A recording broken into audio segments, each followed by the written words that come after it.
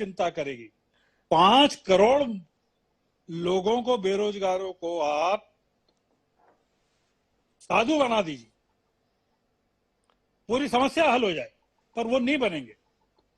ये दिक्कत है कि ये दिक्कत है। श्रवण जी ने कई सारे पहलू कहे हैं, महेंद्र राजू दास जी को लग रहा है इसमें हस्तक्षेप करना चाहिए। 2 सुझाव आए हैं श्रवण जी के वर्तमान वातावरण को लेके। भाजपा की राह आसान हो जाएगी, संतों को ही प्रत्याशी बना दो, अद्भुत संसद बन जाएगी। दूसरा उनका सुझाव आया है, कहां बेरोजगारी के कारण से युवा परेशान है देश का, सबको साधु बना दो, समाज चिंता कर लेगा। क्या कहते हैं महेंद्र राजू दास जी? देखिए, मैं निवेदन करता हूं हाथ जोड़ के, विनम्र, वरिष्ठ पत्रकार हैं जी, बुद्धिजीवी वर्ग के लोग हैं और लगातार उनका अध्ययन है, चिंतन है और अच्छे पत्रकार हैं, मैं उनका सम्मान करता हूं। निवेदन के साथ मैं निवेदन करना चाहता हूं उनसे। जी, उन्होंने 2 बहुत गंभीर सवाल किए कि फलाने ने रुद्राक्ष की माला बांटी तो इतने लोग मर गए।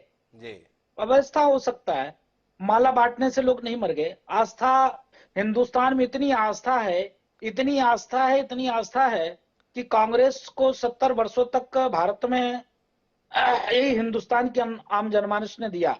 साधु संत उसमें हर व्यक्ति आते हैं, जी, कोई दिक्कत नहीं है। उनको परेशानी मुझको लगता है मोदी जी से है, आरएसएस से है, बीजेपी से है, मान्य जी को।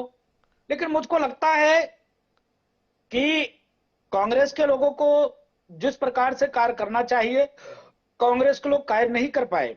जी, कांग्रेस के लोग हमारे साथ छलावा किए, धर्म के नाम पर देश को बांट दिया। हमने तो नहीं कहा था ना धर्म के नाम पर देश को बांट दो, किसने बांटा?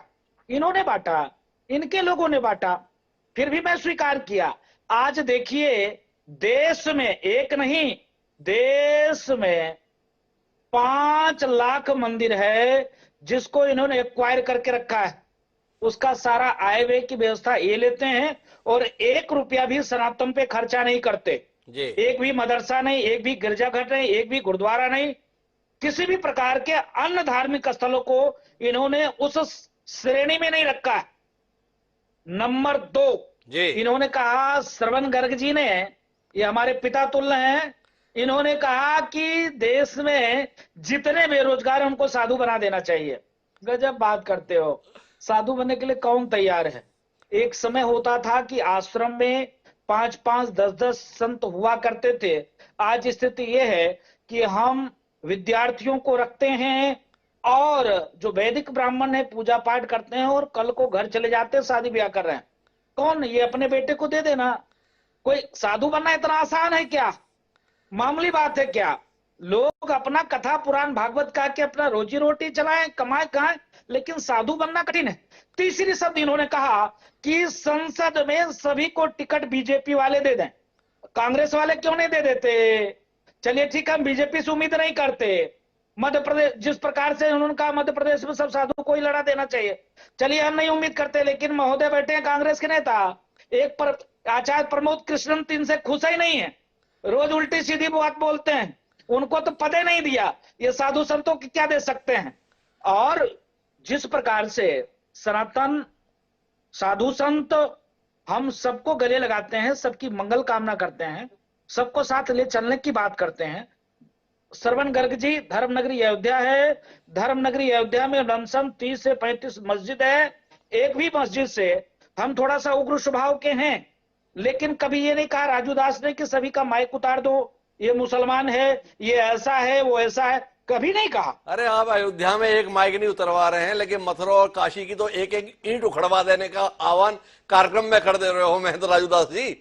सामने आपने आह्वान किया है, एक एक ईंट उखाड़ देंगे दोनों मस्जिदों की, ये सीधे तौर पे आपका बयान है।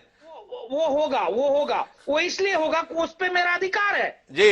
नहीं, वो तो अधिकार है ना महाराज जी। वेद पुराण शास्त्र उपनिषद में वर्णन है, आक्रांताओं के किताबों में उसका वर्णन है, इसलिए उस पे मेरा अधिकार है। लेकिन मेरे को एक टिप्पणी आपकी चाहिए महेंद्र जी, फिर मैं अनिल गोयल जी के पास आना चाहता हूं। इस कथावाचकों के भरोसे भाजपा क्यों हो रही है, इसके संदर्भ में भी तो कोई टिप्पणी कीजिए। अब जितने भाजपा के दिग्गज नेता है ना, सारे काम धाम छोड़कर